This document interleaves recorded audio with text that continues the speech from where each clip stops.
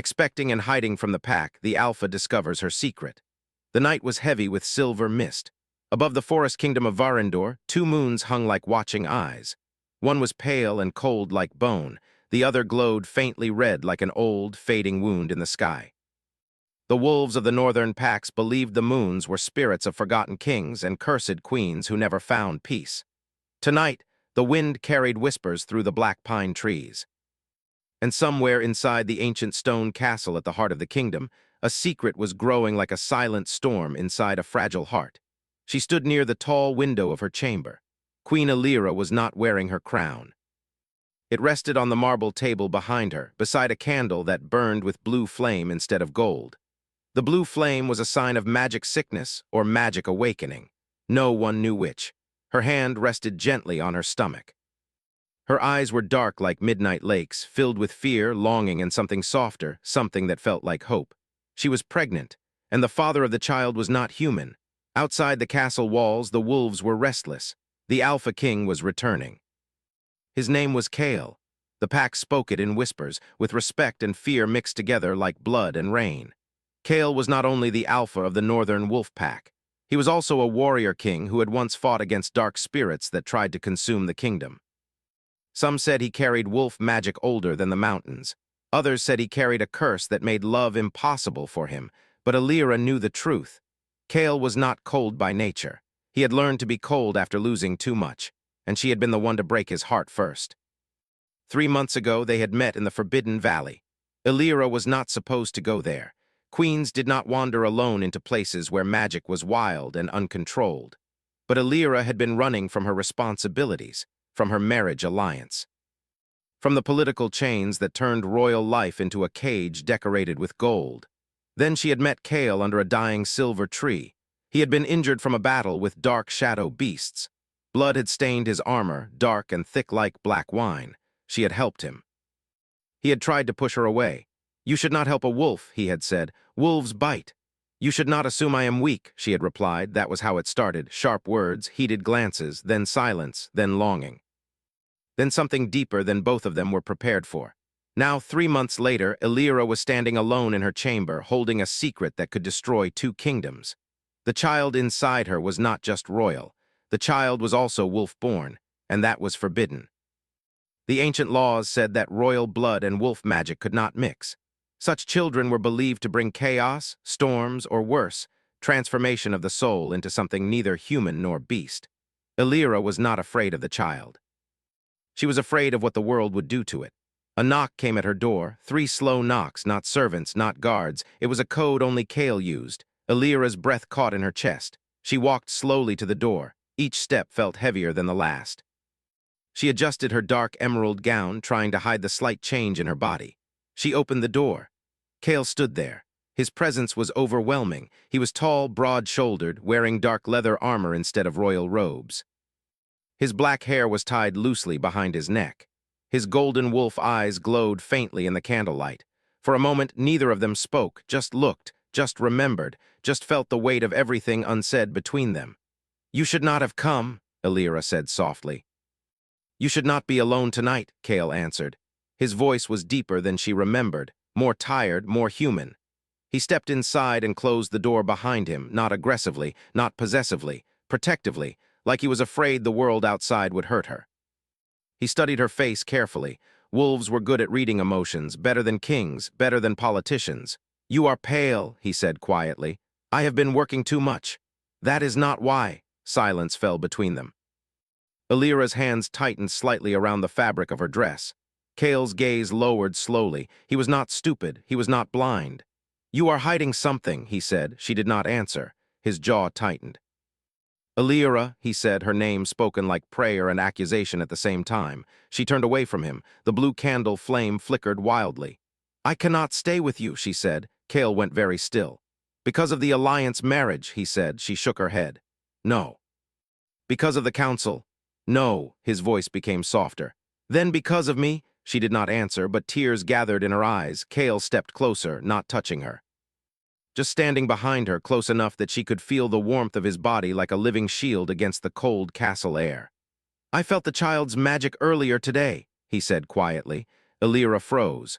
The secret was already discovered, not by spies, not by enemies, but by the man she loved. I thought I was imagining it, he continued. But wolf magic recognizes its own blood. Alira's voice trembled. You should hate me, she said. Kale did not answer immediately. Instead, he placed one hand on the stone wall beside her, trapping her gently between him and the world, not in control, but in protection. I spent my entire life learning to be a monster, he said, because monsters do not feel fear. He paused. But I am afraid now. Her heart shattered softly. Why? She whispered. Because I love you, he said simply. The confession hung in the air like magic dust. Dangerous, beautiful, impossible. Alira turned to face him. I am carrying a child that the kingdoms will call cursed, she said.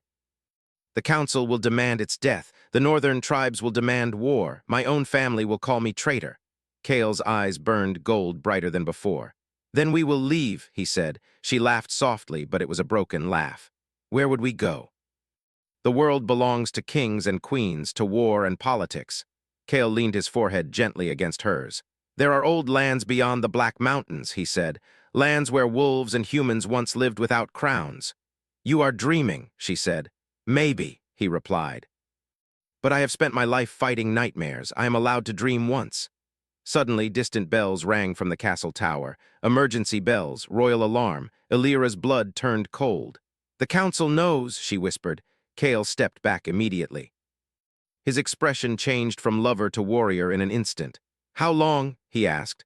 I do not know, she said. He looked toward the door, then back at her. I will not let them take you, he said. That could start a war. He smiled, a sad, sharp smile. I am already a war. Outside the chamber windows, the wind howled louder. The two moons above Varendor shifted slowly behind dark clouds. And far beyond the castle walls in the shadow forest, something ancient and dark opened its eyes. Something that had been waiting for the child. Something that did not belong to wolves or humans or royalty. Kale turned to leave. You are not leaving me, Alira said suddenly. He stopped. I am going to prepare, he said. If the council sends guards, I will not let them reach you. She walked toward him quickly. Caught his hand.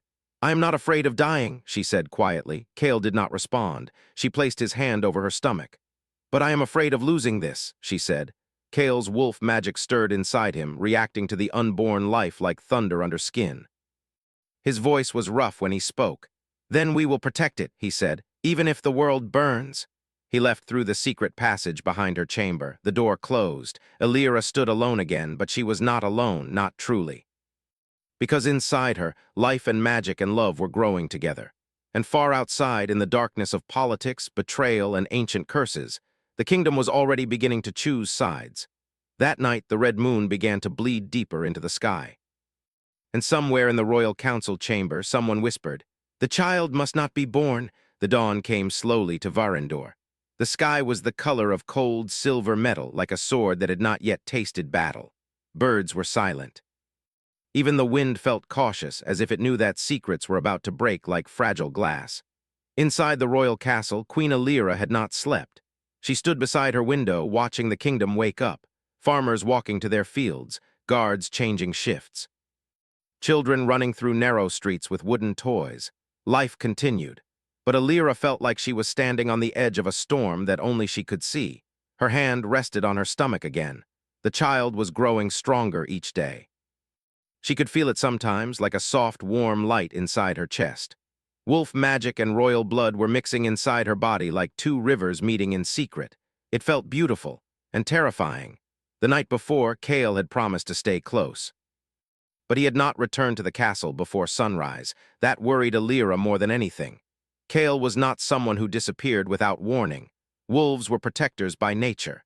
Even when he was angry, he would send a messenger or leave a sign. But there was nothing. Only silence.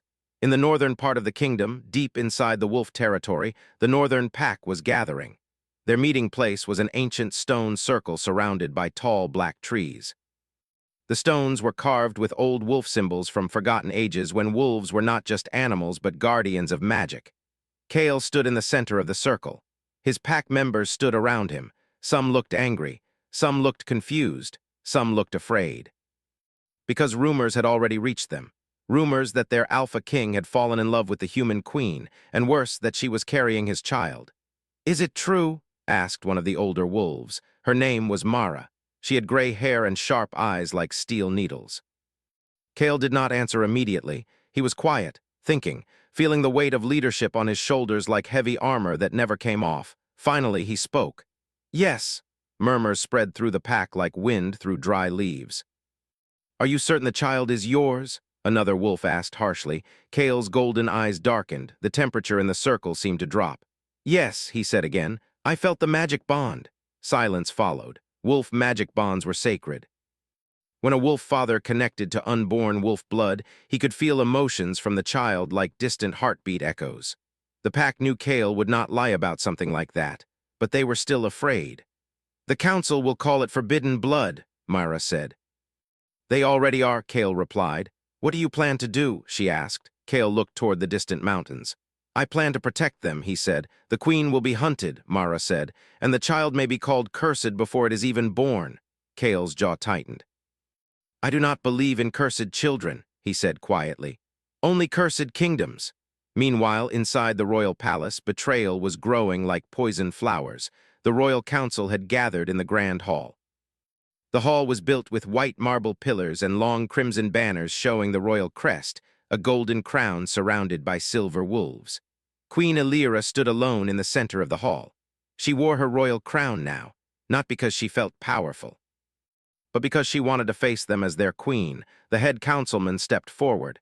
His name was Lord Varney's. He was old. His beard was white. His voice was soft but dangerous, like a blade hidden inside silk.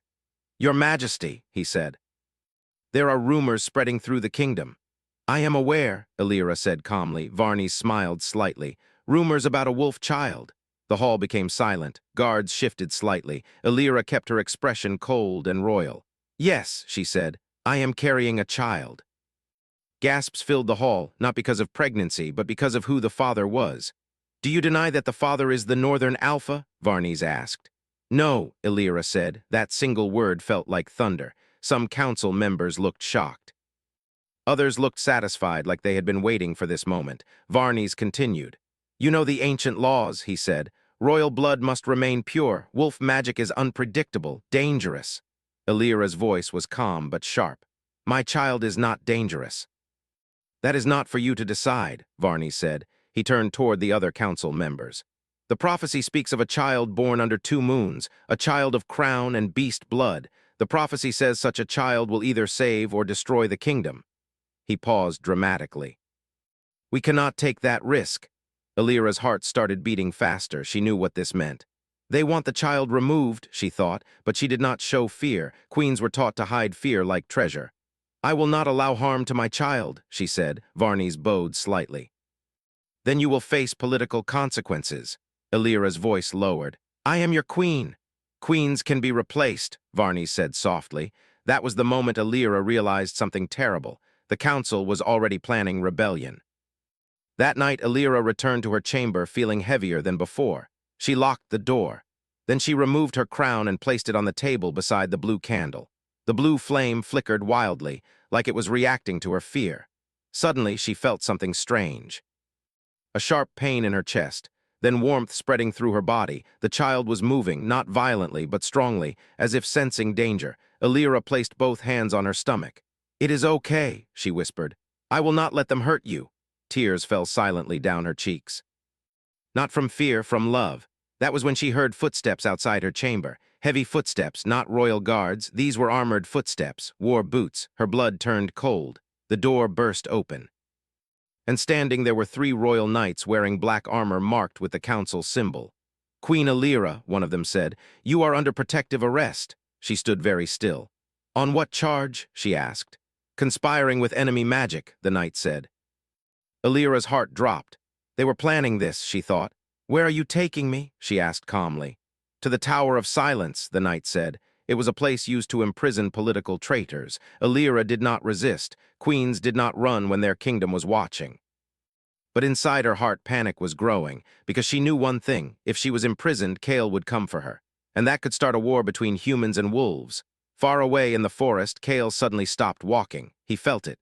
Pain through the bond, fear. Elira's emotions reaching him like broken music. Something was wrong, very wrong. He turned toward the kingdom. His wolf eyes glowed brighter than the moon's. "What happened?" Mara asked. "They took her," Kale said. His voice was quiet but dangerous, like a storm about to break. Back inside the castle, Elira was being taken through dark corridors. The guards did not look at her face. They were afraid of the magic inside her. The child inside her suddenly moved again, strongly, like it was reacting to fear. Elira closed her eyes. "I will protect you," she whispered to her unborn child. But deep inside the kingdom, in forgotten underground tunnels, something ancient was awakening. Something that had been sleeping for hundreds of years. Something that could feel wolf magic, and royal blood, and fear. As Elira was led toward the Tower of Silence, she saw something carved into the stone wall. Old prophecy writing. It read, "When crown and wolf blood unite." Elira felt tears in her eyes again, not from fear, but from the weight of destiny pressing down on her shoulders. High above the kingdom, the red moon turned darker, and deep in the wolf territory, Kale gathered his warriors, because love was now turning into war. And war was coming faster than anyone expected. The Tower of Silence stood at the far edge of the royal castle. It was built from black stone that absorbed light instead of reflecting it. Even during the day, the tower looked like it was trapped inside permanent night. Legend said that prisoners kept inside the tower could hear their own thoughts echo like whispers from ghosts. Queen Elira stood inside one of the highest chambers. There were no windows, only small holes in the stone walls where thin silver light entered like tired moonbeams. Her wrists were not chained, queens were not chained physically, but political prisons were made of fear, reputation, and isolation.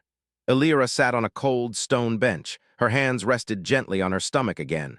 The child was moving slowly, calmly.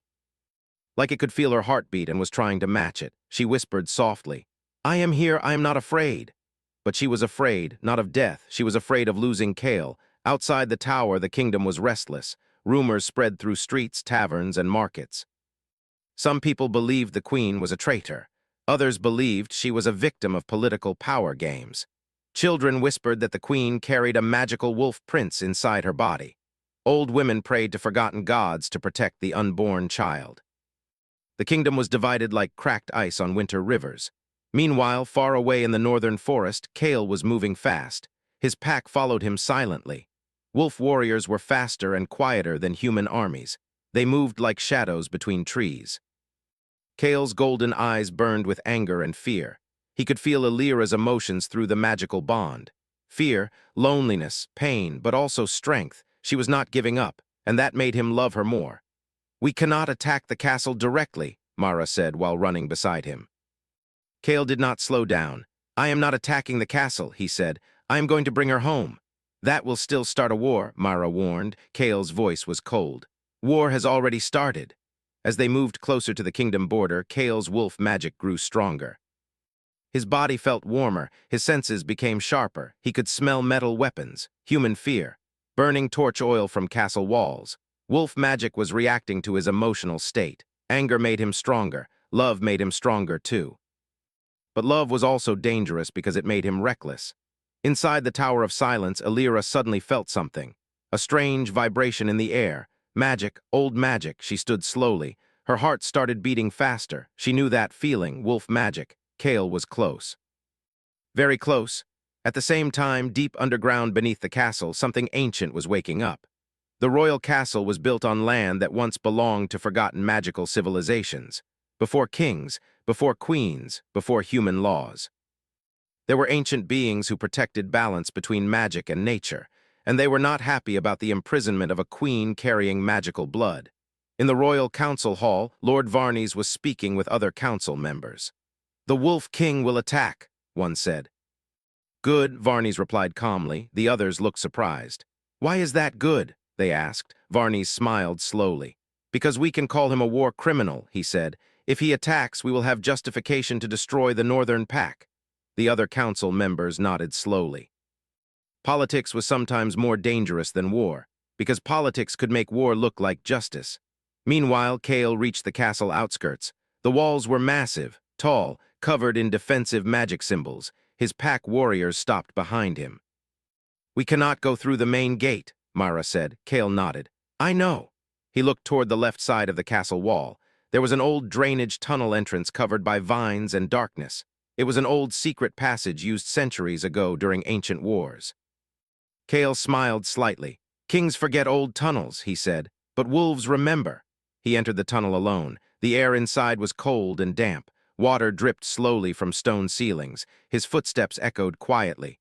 Kale moved like a predator, hunting quietly, not aggressively. Because this was not war, this was rescue. Back in the Tower of Silence, Elira suddenly felt sharp pain in her chest. She gasped softly. The child was reacting to something. Danger, magic disturbance. The blue flame of the small candle in her chamber turned bright white suddenly. That was impossible. White flame meant powerful magic awakening nearby. She walked toward the door. Guards were standing outside, but she could feel Kale getting closer through magical connection. Her heart filled with hope and fear at the same time. Kale finally reached a hidden door inside the castle walls. He placed his hand on the stone. Wolf magic spread from his palm like warm golden light. The door slowly opened without sound. Ancient magic still respected wolf blood. He moved inside quietly. At the same time, something terrible happened. The underground ancient magic beneath the castle fully awakened. The ground started trembling slightly, not like earthquake tremors, more like something breathing underground. Sleeping power was waking up because of emotional magic conflict inside the castle. In the tower, Elira felt it too. She placed her hand against the stone wall. "Please," she whispered, "not now." She was afraid that if ancient magic awakened fully, it might try to judge the unborn child. Ancient magic did not think like humans. It thought in balance, destiny, and survival of kingdoms. Kale finally reached the tower, but there were 4 guards blocking the staircase. He stepped forward slowly, not speaking, not shouting, just walking forward like a king who had already decided he would not turn back. The guards drew their swords. "Stop!" one shouted. Kale's wolf eyes glowed brighter. "I am here for the queen," he said. "Leave now or die," the guard said. Kale sighed softly. "I have died once already," he said quietly. "Love brought me back." Then he attacked. It was not a brutal fight. It was fast. Wolf speed was terrifying. Kale moved like wind shadows, disarming guards without killing them. He was protecting life, not destroying it. Within minutes, the staircase was clear. He reached the tower door, locked with royal magic seals. Kale placed both hands on the door. He closed his eyes and thought about Elira, her voice, her smile. The child they would raise together. Wolf magic exploded softly from his body like golden mist. The seals broke slowly. The door opened. Elira stood inside the chamber. When she saw him, tears filled her eyes immediately. "You are late," she said softly. Kale walked toward her quickly but carefully, like he was afraid she would disappear. "I was fighting politics," he said. "Politics is slower than war." They stood close to each other, but did not touch immediately, just looked, breathing heavily. Feeling emotion stronger than words. "We have to leave," Kale said. "I know," Elira replied. "But there is something else," she said quietly. "What?" Kale asked. She placed his hand over her stomach. "The child is reacting to something underground," she said. "Something is waking up." Kale suddenly felt it too. Ancient magic. Old and powerful, not friendly, not enemy, just watching. Suddenly the ground shook harder. Cracks appeared in the tower walls. Kale pulled Elira closer to protect her. Then a deep voice echoed through stone and magic itself, a voice older than kingdoms. "The child will be tested before birth." Elira and Kale both froze, because they knew the real danger was just beginning. Outside, red lightning flashed across the sky. The war between love, magic, and destiny was about to begin. The sky above Varendor was burning with strange magic light. Red lightning spread across the clouds like cracks in a dying mirror. The 2 moons above the kingdom were hidden behind dark, moving shadows, as if something ancient was trying to swallow their light. Inside the royal castle, the ground was still shaking, not like a natural earthquake. More like something old and powerful was waking up from a long sleep. Queen Elira held Kale's hand tightly. Her heart was beating fast, not only because of fear, but because she could feel the child inside her reacting to the magic storm around them. The child was not afraid. The child was angry. "We must leave now," Kale said. His voice was calm, but his wolf eyes were glowing brighter than before. That was a sign that his magic was preparing for battle. Elira nodded, but before they could move, the deep voice returned. It came from everywhere. From the walls, from the ground, from the air itself. "The child of crown and wolf blood must face the trial of destiny," Elira spoke loudly. "Who are you?" she asked. The voice did not answer directly. Instead, the stone floor beneath them started opening slowly, not breaking, not collapsing, opening like a living thing. From beneath the castle floor, a huge magical being rose slowly. It was not human, it was not animal, it was something older than both. The creature had the shape of a giant spirit guardian made from dark silver mist and glowing ancient symbols. Its eyes were like deep stars inside endless darkness. "This land was once protected by ancient magic," the spirit said, "but kings and queens forgot balance. They chose power over harmony." Kale stepped forward. "We do not want power," he said. "We want to live in peace."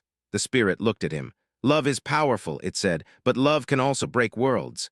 Then it turned toward Elira. "And you, Queen of Human Kingdoms, you carry a child who is both wolf and royal destiny." Elira held her stomach protectively. "What do you want from my child?" she asked. "The child must choose," the spirit said. "Choose what?" Kale asked sharply. "Whether it will become protector or destroyer." Elira felt tears in her eyes. "I will not allow anyone to harm my child," she said firmly. The spirit did not react with anger. Instead, it spoke with sadness. "You cannot protect destiny by hiding from it." Suddenly, the ground shook harder. The tower walls started cracking more seriously. Guards were shouting from outside. War was coming. The Royal Council had decided to attack the tower to capture Elira and kill Kale. Kale grabbed Elira's hand. "We have to escape now," he said. But Elira stopped him.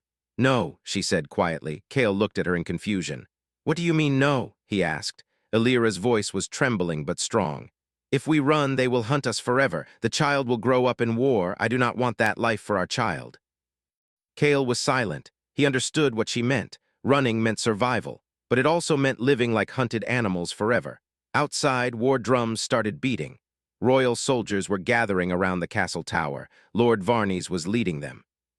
He stood on a horse wearing dark royal armor. "Bring me the queen," he ordered loudly. "We will end this wolf curse tonight." Inside the tower, Kale's wolf instincts were screaming danger, but Elira stepped forward. She looked directly at the ancient spirit.